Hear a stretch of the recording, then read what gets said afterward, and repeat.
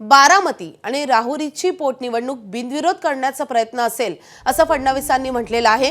आज बारामती आणि राहुरीची पोटनिवडणूक जाहीर होण्याची दाट शक्यता आहे आणि त्याच अनुषंगाने मुख्यमंत्री देवेंद्र फडणवीस यांचं हे मोठं विधान समोर येत आहे।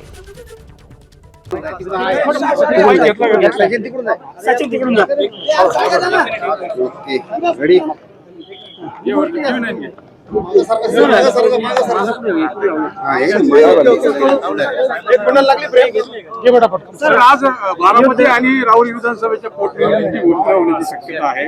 बारामती आणि राहुरीच्या विधानसभा मतदारसंघात कसं वाटतं? मला असं वाटतं की जर त्याची घोषणा झाली तर दोन्हीकडच्या निवडणुका या मला असं वाटतं की बिनविरोध व्हाव्यात आणि एकमताने सर्वांनी मिळून निर्णय करावा असा आम्ही प्रयत्न करू।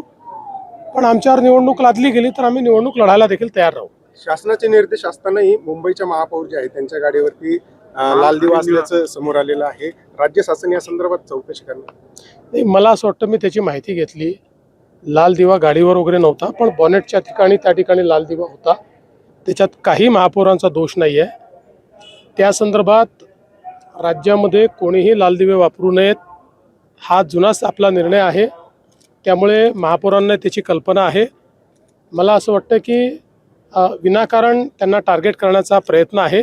अशा प्रकारे टार्गेट करणं योग्य नाही। सध्या गॅसचा तुटवडा नाही, इंधन तुटवडा नाही असं म्हटलं जाते, मात्र युद्ध परिस्थिती जर लांबलीच तर काय आव्हान तुमचं नागरिकांना राहील? मला असं वाटतं की नागरिकांनी केंद्र सरकारच्या निर्देशाप्रमाणे वागलं पाहिजे।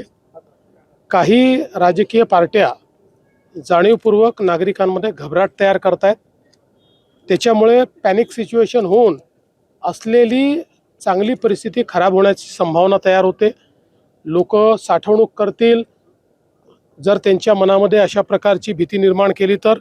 त्यामुळे या सगळ्या भीती मनातनं काढून केंद्र सरकार मोदीजी नीट सगळ्या गोष्टी आपल्याकरता पाहतायत, त्यावर विश्वास ठेवावा।